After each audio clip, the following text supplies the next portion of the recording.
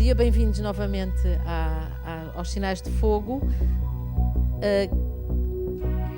Ficam a saber que estamos em streaming, portanto estamos a ser vistos por quem estiver, não é sintonizado, mas com o site aberto. E esta sessão vai estar visível já toda, sem ser em direto, mas é possível vê-la a partir de segunda-feira, tal como a sessão do mês passado. Isto vai acontecer sempre, graças a esta equipa maravilhosa que está aqui a tratar do vídeo, que já no mês passado também tratou. Nós vamos conversar até por volta da 1h30.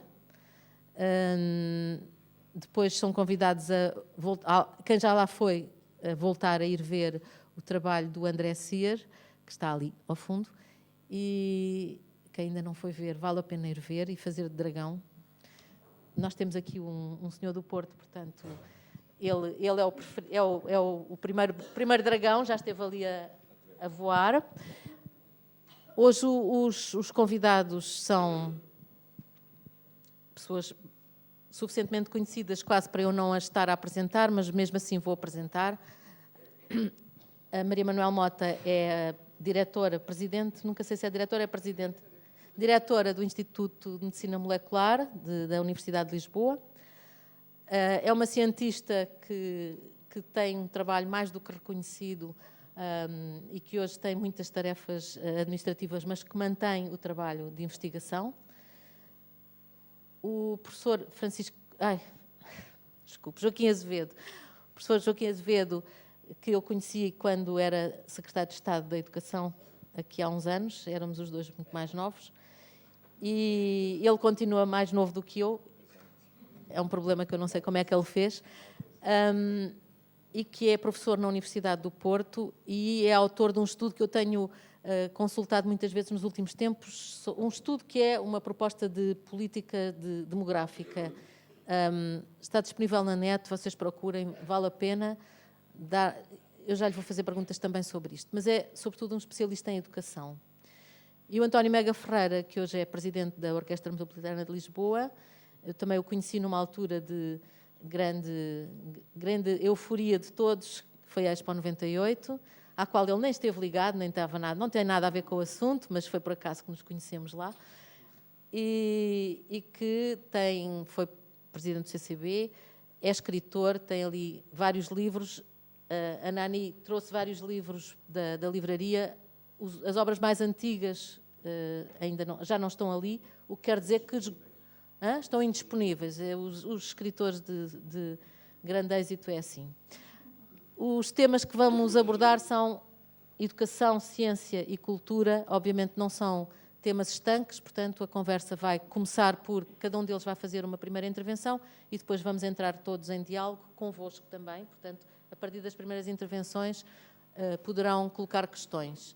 Eu vou pedir para não fazerem intervenções, porque depois fica tudo muito longo, mas para colocarem questões, uma vez que eles estão aqui disponíveis para falar connosco. Vou começar já aqui pela minha esquerda. Salve seja. Salve seja. Podemos dizer estas brincadeiras, não é? Joaquim, eu vou para tratar por Joaquim, não vou tratar por professor, que pronto, que é assim. E por dragão também não vou tratar mais. Agradece que não, porque a coisa complica-se porque ele é doente do Benfica. Sim. A águia levanta-se e isto acaba mal. E a sala é curta. Sim.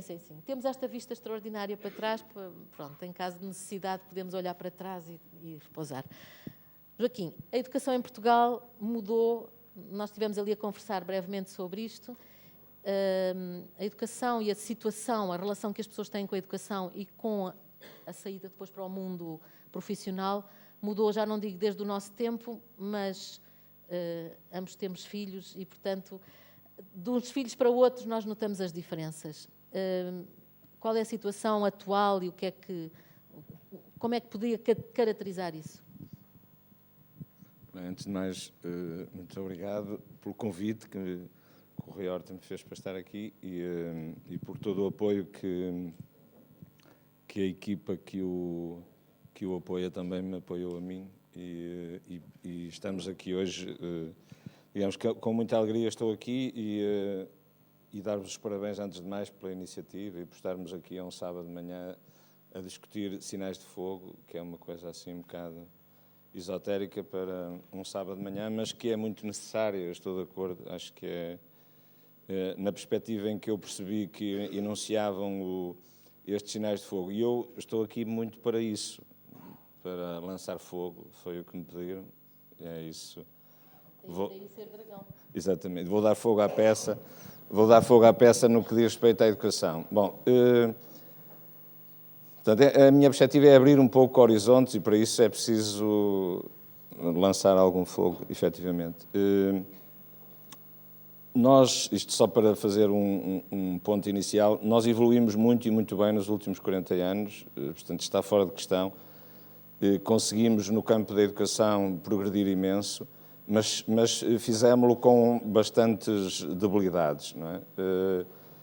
Um país que não investiu na educação durante mais de 100 anos, depois tenta recuperar, mas a recuperação é sempre impossível e, sobretudo, escolarizar os portugueses todos, que é o que se conseguiu hoje até aos 16 anos, 17, fazê-lo de um momento para o outro em 30, 40 anos é completamente impossível, fazê-lo bem feito. E nós conseguimos escolarizar, isto é, levar todos à escola, mas fazê-lo bem feito é muito difícil. E é isso que temos que aprender nos próximos 40, é tratar cada um segundo a sua diferença e sermos capazes de oferecer uma educação de qualidade para cada um e não apenas para todos, que foi esse o objetivo até hoje.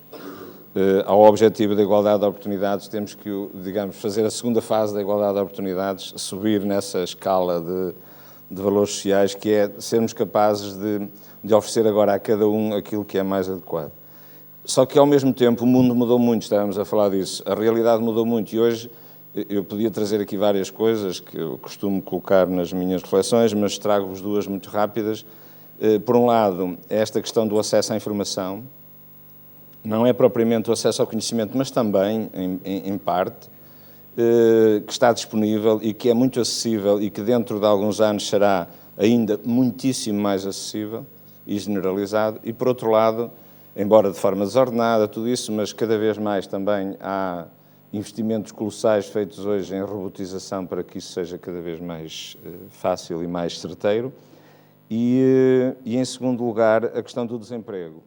O desemprego, embora no jogo da política uns digam que provocam e outros que vão repô-lo, isso é tudo, como eu costumo dizer, treta, como se diz lá por cima.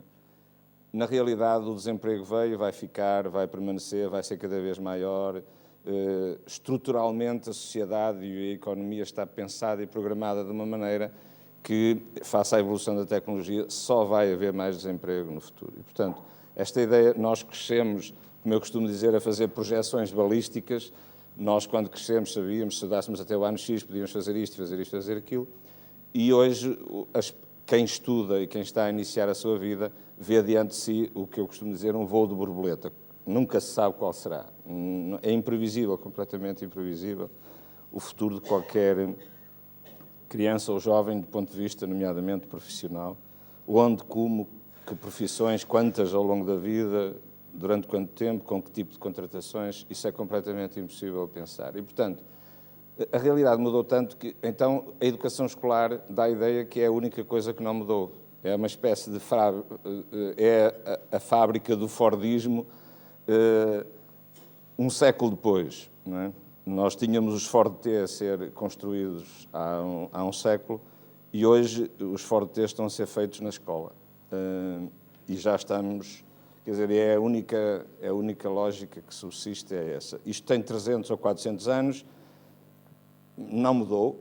A instituição escolar é uma instituição muito frágil, vive da relação professor-aluno e de um contexto chamado sala de aula, de um grupo fixo, de um grupo rígido, com disciplinas compartimentadas, rígidas, e essa realidade não serve o futuro. Portanto, não serve o presente, bem, muito menos vai servir o futuro. E o que eu tenho vindo a dizer é que a escola se está a transformar progressivamente num ATL. E a ideia é que cada vez mais a escola vai ser um imenso ATL, que vai promover alguma, quer dizer, que vai, aliás, tenta recuperar tecnologicamente cada vez mais e vai-se tentar transformar numa espécie de estratégia ocupacional cada vez mais prolongada, porque os empregos de facto não existem, e em que as pessoas vão andar ali. Quer dizer, eu acompanho muito as escolas no país há muitos anos, e agora há um mês estive numa escola em Sinfãs do Douro, portanto é um contexto muito, como é que eu ia dizer, é um contexto muito difícil, desde os acessos até às possibilidades de exercer atividades naquela zona. Portanto, é um contexto muito complexo, até ao nível cultural, geral da população.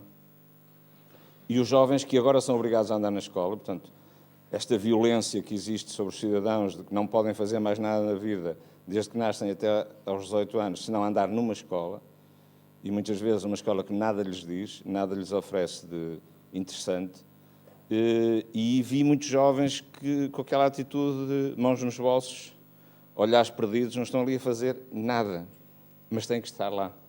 Então, o que é que a escola pode fazer? Quer dizer, o que é que a escola tem ali a dar, a acrescentar àqueles jovens? E cada vez mais será assim, mesmo para aqueles que são do meio urbano. E, bom, eu não posso estender muito, mas, e depois temos muito tempo para refletir, o que está hoje a acontecer pelo mundo fora,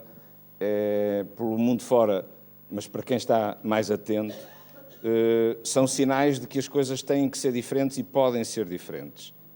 É verdade que nenhum país, eu acompanhei durante muitos anos, representei Portugal na OCDE, no campo da educação, já lá vão 20 e tal anos, e já nessa altura se dizia, no CERI, que é um centro de pesquisa da OCDE no campo da educação, e já nessa altura se dizia que era preciso mudar radicalmente o modelo, mas nenhum país o mudava.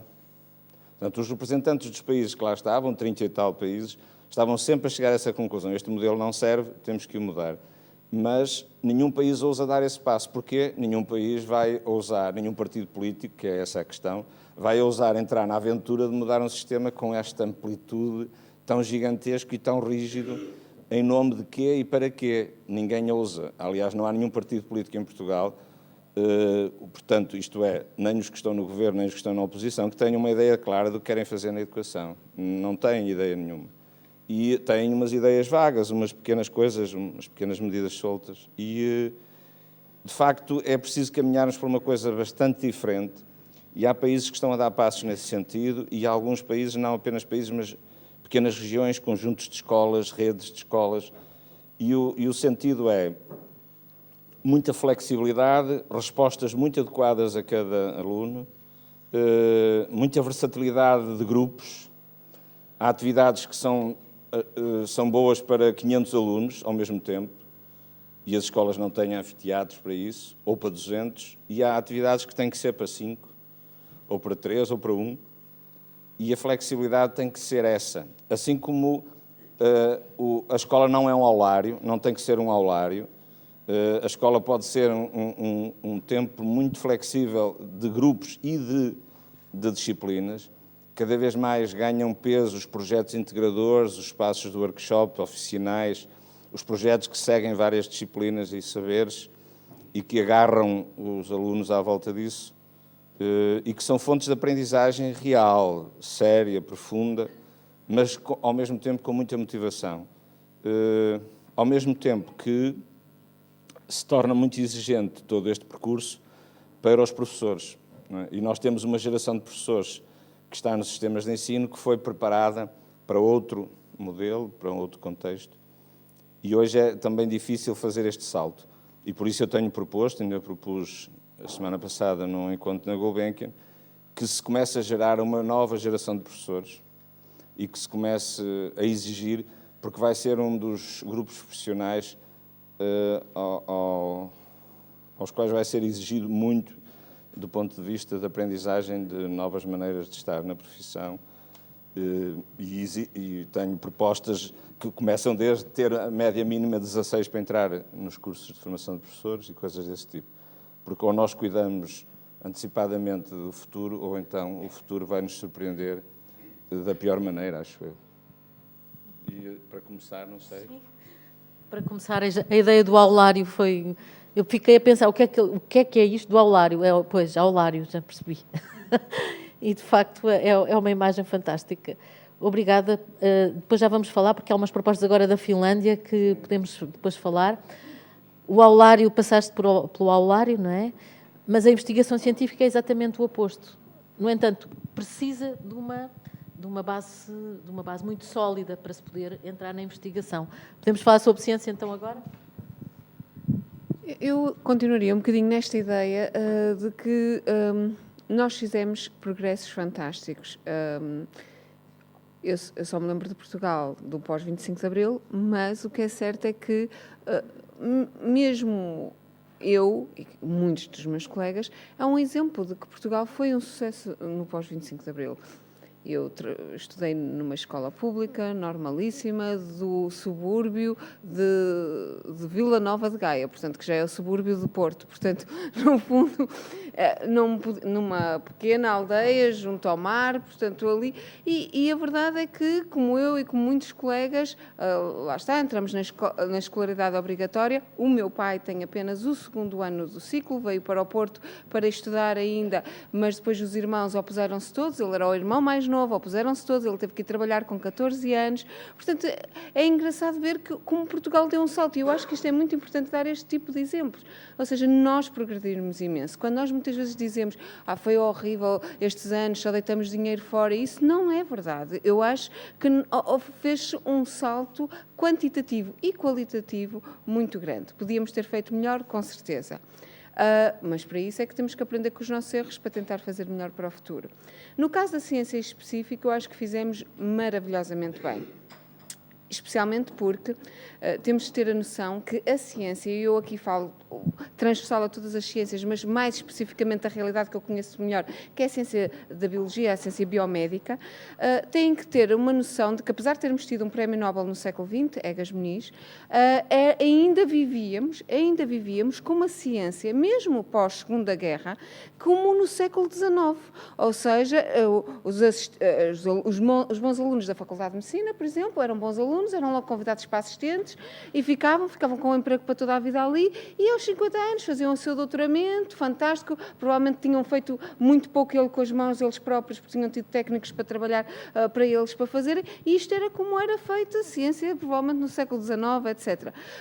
Todo o resto do mundo já fazia, o doutoramento era o início da carreira científica, era depois de fazerem a faculdade que iam fazer, que é como é hoje em dia. E diria 20, 25 anos no máximo, nós fizemos essa mudança completa. E neste momento nós temos uma ciência em Portugal que é uma ciência moderna, ao mais alto nível, temos grande número de doutorados, etc.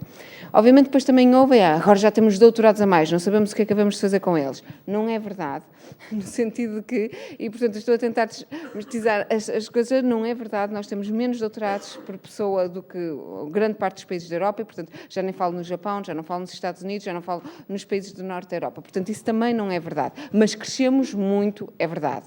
Agora, porquê que isto aconteceu? Eu acho que muitas vezes é isto, é que nós tivemos, em relação à ciência especificamente, realmente tivemos um conjunto de pessoas, mas uma pessoa em especial, o Mariano Gago, que tinha uma ideia, já tinha estado fora, sabia como é que queria fazer as coisas, e simplesmente pegou no dinheiro que recebeu da Comunidade Europeia, quando ele recebeu, recebemos todos nós, não é, o país, e simplesmente disse, temos que formar as pessoas, e essas pessoas tinham que ser formadas lá fora, mandou-os para fora, o meu caso e o caso de muita gente da minha geração, e simplesmente foram mandados para fora para estudar.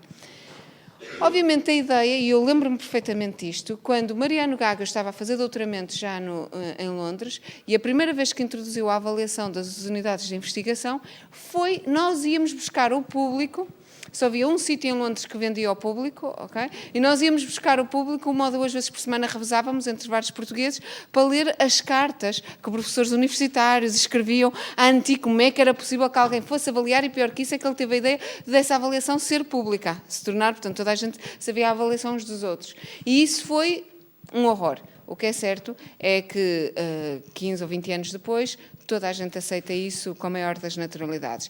É certo que ainda o ano passado passamos por um processo de avaliação que também foi bastante controverso, mas não tem nada a ver com o mesmo nível de controvérsia nem os mesmos pontos. Agora já estamos a ser refinados sobre se devia ser melhor, se devia ser pior, mas já ninguém sequer põe em causa que devia haver avaliação. E, portanto, tudo isto evoluiu de uma maneira fantástica. Agora, nem tudo foi feito fantasticamente, e às tantas é exatamente como a educação. Como tínhamos que crescer, e o Mariano Gago sabia, e eu estou a falar isto sem saber exatamente como ele pensa, já falei com ele várias vezes, mas, portanto, já é, obviamente, fruto da minha imaginação também, mas imagino ele com os seus botões a pensar, nós temos este dinheiro todo, vamos formar esta gente toda, mas depois onde é que os vamos inserir? E o problema é que a parte universitária era muito... digamos que é muito rígida. Portanto, as pessoas que estão lá não saem, não há um dinamismo. Então, ele simplesmente criou um processo ao lado. E, portanto, pelo menos nas áreas biomédicas, mas nas engenharias é o mesmo, não sei se também nas áreas das ciências sociais é capaz de ser ligeiramente diferente, mas nas áreas biomédicas nós temos institutos de investigação, o qual eu dirijo agora, que pertence à Faculdade de Medicina, mas é de gestão privada. Portanto, é uma entidade privada que gera fundos do Estado, porque nós recebemos fundos do Estado para gerir. E isto foi apenas criado porque pensaram, isto nunca na vida nós vamos conseguir integrar estas pessoas na faculdade, eles vão-se completamente sentir-se subterrados pelos outros e temos que criar algo paralelo. Fez sentido para crescer, tem os seus defeitos. Tem os seus defeitos porque nós não crescemos assim em paralelo. O problema é que acabamos por crescer, estamos a crescer assim. E, portanto, a algum momento nós temos para simplesmente usar os poucos recursos que temos, e cada vez temos menos, nós temos que convergir, porque senão não faz, na minha opinião, não faz sentido absolutamente nenhum. Nós temos que simplesmente, a universidade tem que ser o centro de onde sai ciência. E é o centro onde sai ciência, e, na minha opinião, é o centro onde sai tudo para a sociedade. É onde vai ser a formação dos professores. É a universidade a primeira a ter que ser reformada. E, para mim, aí foi, no fundo, o grande erro. Foi necessário, provavelmente, não digo o contrário, mas enquanto nós não conseguirmos revolucionar a universidade por dentro, nós não vamos conseguir revolucionar a educação, não vamos conseguir revolucionar a ciência e não vamos conseguir revolucionar a arte com o futuro. Ou seja, revolucionamos com pequenos... digamos, pequenas explosões aqui, mas simplesmente podem esmorecer, porque não têm a sustentabilidade necessária para poder crescer. E eu acho que a universidade, a revolução da universidade, poderia, a meu ver, dar toda esta capacidade de ser algo sustentável e para o futuro, porque é daí que sai a formação de todos. No fundo, mesmo os alunos agora que são obrigados até aos 18 anos a estar na escola, o que é certo é que durante quase 18 anos da sua vida, porque vão para os infantários a partir dos 2 anos, ou menos, ou da pré-escola, etc., estão esse tempo todo a lidar com pessoas que passaram pela universidade. Portanto, e é o período da vida mais produtivo. Portanto, tem que ser na universidade que nós incutimos os valores que nós queremos para a sociedade, porque esses vão transmitir para toda a gente.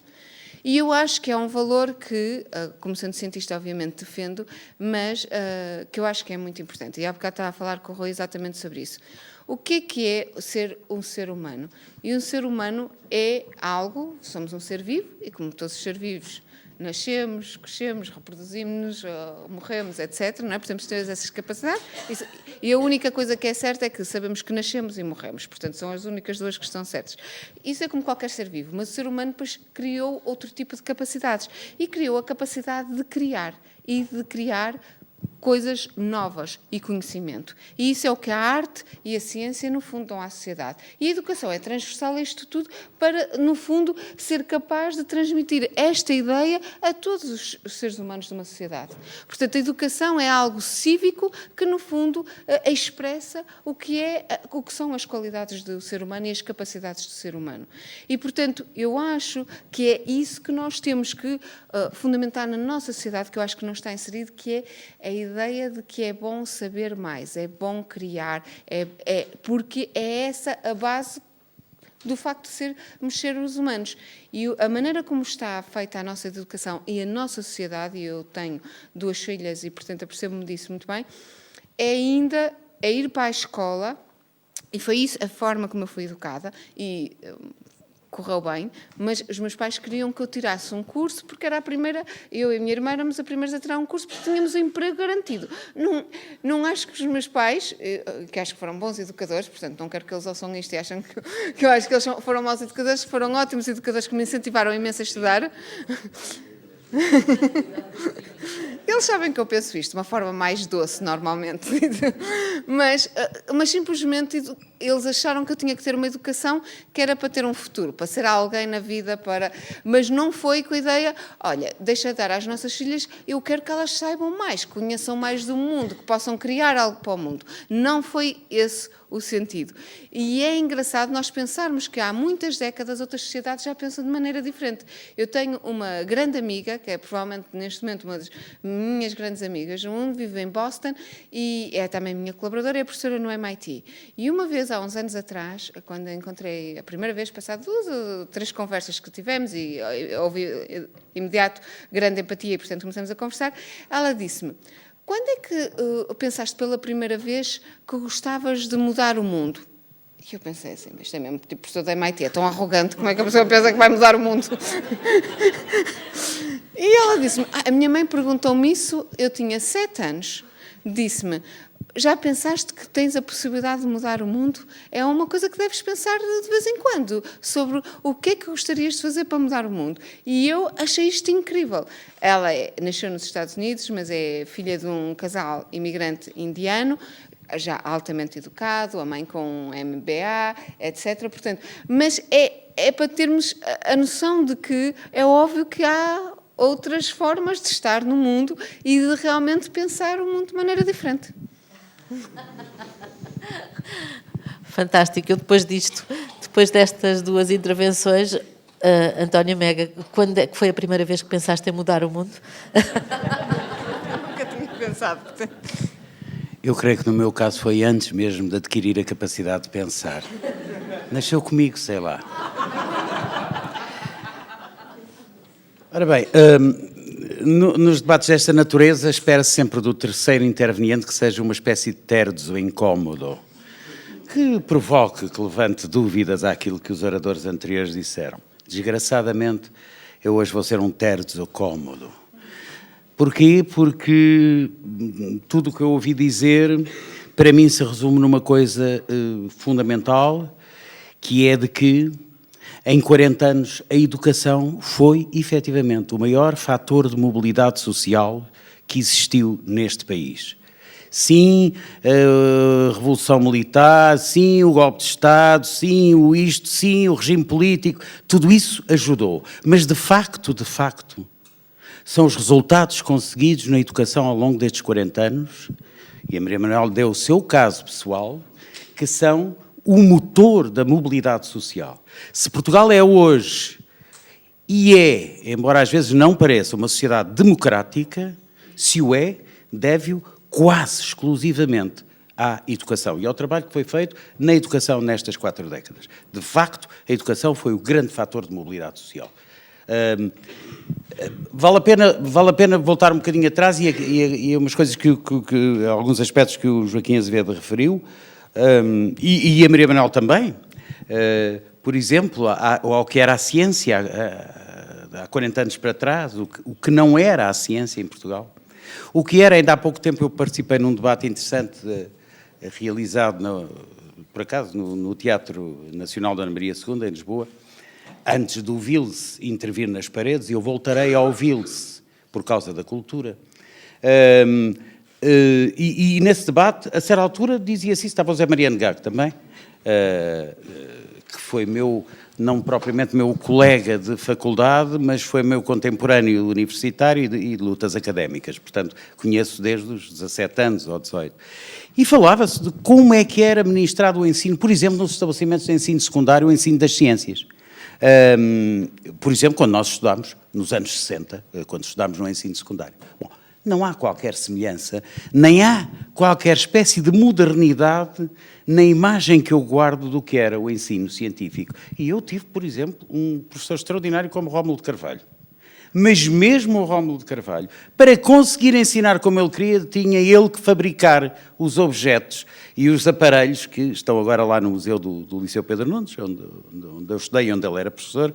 E, portanto, há um universo completo de referências que mudou ao longo destas 4 décadas. E depois a Maria Manuel disse uma coisa muito, muito bonita, que foi dizer que, no fundo, a arte